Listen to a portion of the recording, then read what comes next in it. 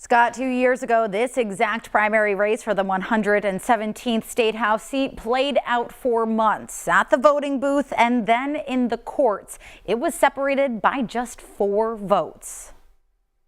The last time the 117th State House seat was up for grabs, the election played out for nearly 5 months after the primary. The race separated by just 4 votes.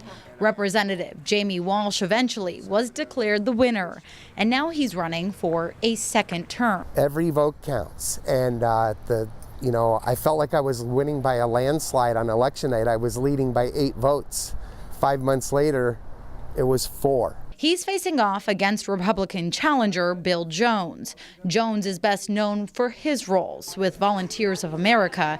He also served as CEO of the United Way of the Wyoming Valley for more than a dozen years. I know the people, I know our community, I've worked with people in need, done so many things, to solve problems, bring people together, balance budgets, create jobs, and I know that I could bring that passion and that experience to Harrisburg. The hottest topic the 117th is facing is data centers.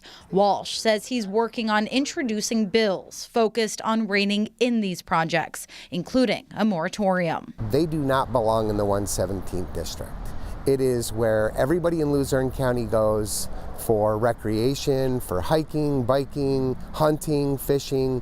That's where everybody leaves the city to go get their peace and quiet.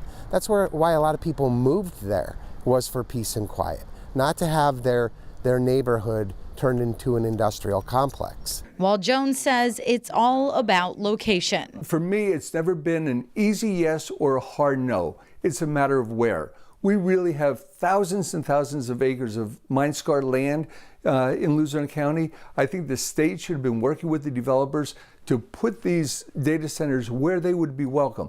I am not at all a fan of turning agricultural land or farmland, residential land into industrial centers just because that's where the power is. Walsh proudly has one of the most conservative voting records in the state house, but the issue of data centers has him reaching across the aisle. With this data center issue, this has really brought a lot of people together in Harrisburg, because this is not a partisan issue, and it's really great to see. While Jones says it's important to look past party lines to focus on the people. The state needs to, see the need of people, not the politics of policy and division among our parties. We really need to get together and work to solve issues, because people need us to do our jobs.